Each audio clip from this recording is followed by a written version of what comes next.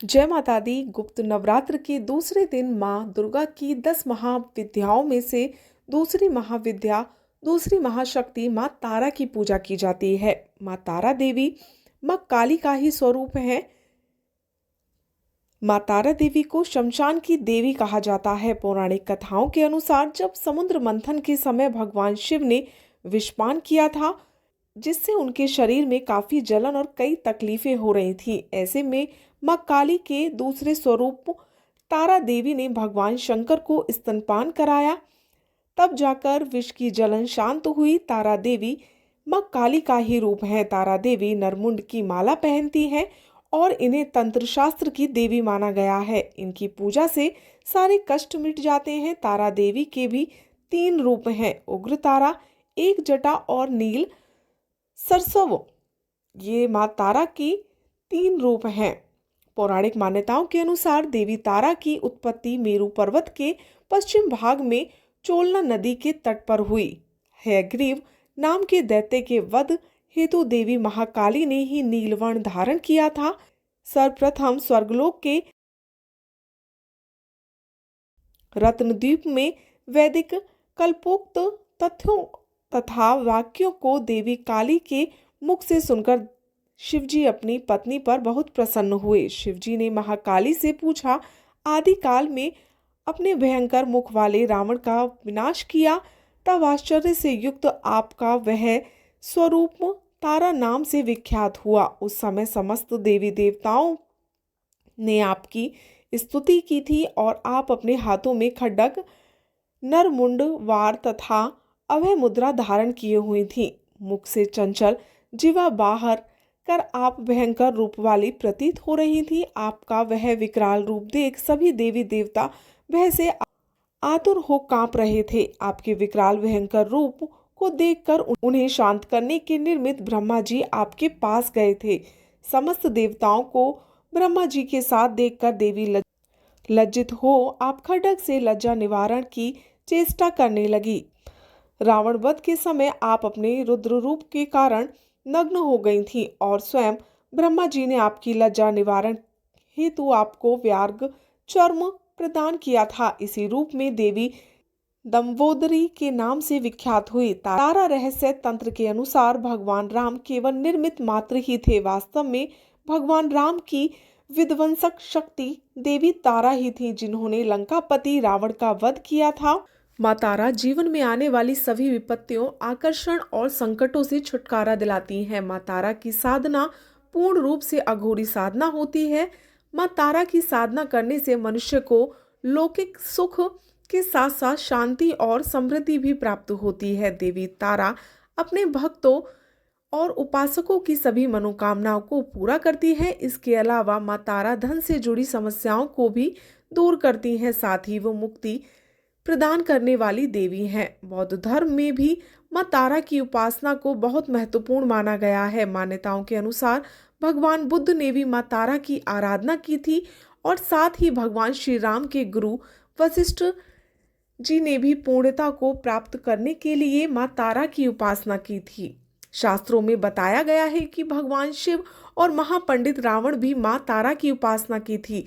मान्यताओं के अनुसार जिसका उद्धार भगवान शिव भी नहीं कर पाते, माँ तारा उनका भी उद्धार करती हैं। जिस जगह पर भगवान आनंद भैरव ने गुरु वशिष्ठ जी को माँ तारा के उपदेश प्रदान किए थे, वो जगह आज के समय में भी तारापीठ के नाम से मशहूर है। माँ तारा की साधना एक विशेष प्रकार से की जाती है, जिसमें कोई विशेष नियम नहीं होता, परंतु अगर कोई मनुष्य पूरी श्रद्धा के साथ माँ तारा की पूजा करता है तो वो भक्त की पुकार जरूर सुनती हैं। माँ तारा की साधना करने से धन संबंधी सभी समस्याएं दूर हो जाती हैं और साथ ही दिव्य सिद्धियां भी प्राप्त होती हैं।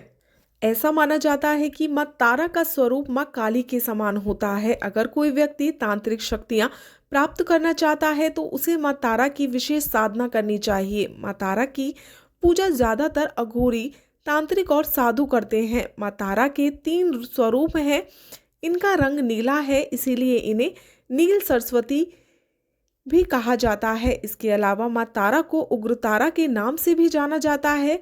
माँ अपना उग्र रूप धारण करके अपने भक्तों के सभी कष्टों को दूर करती हैं और अपने भक्तों को मोक्ष प्रदान करती हैं। माँ तारा की पूजा करने से काम, क्रोध, मोह और लोभ से छुटकारा मिलता है। माँ तारा के तीसरे स्वरूप का नाम है एक जटा।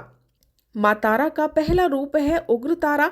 यह अपनी भयानक और उग्र ऊर्जा की वजह से विश्व में विख्यात है। माँ उग्रतारा के अंदर समस्त तामसिक गुण मौजूद हैं और ये अपने भक्तों की कठिन से कठिन परिस्थितियों में भी सहायता करती हैं। उग्रतारा किसी भी प्रकार के कष्टों का नाश करती हैं और साथ ही बुद्धि, बल, विवेक और जागृत करके अपने भक्तों को विनाशकारी परिस्थितियों में भी पथ प्रदर्शन करती हैं और उनकी सहायता करती हैं। माँ तारा के इस स्वरूप में, माँ तारा के नील सरस्वती स्वरूप में पूरे ब्रह्मांड का ज्ञान समाहित है। माँ नील सरस्वती आयुर्वेद, ज्योतिष विज्ञान या कुछ और भी अज्ञात ज्ञान जो कि सामान्य बुद्धि के व्यक्ति की समझ से परे है, इन सभी चीज़ों को एकत्र करने के पश्चात जो स्वरूप बनेगा और जो ऊर्जा उत्पन्न होगी वह है देवी नील सरस्वती।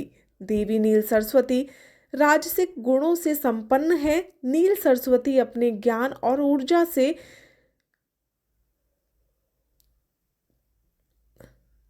से ज्वलंत शव को भी शिव का रूप देने में सक्षम है।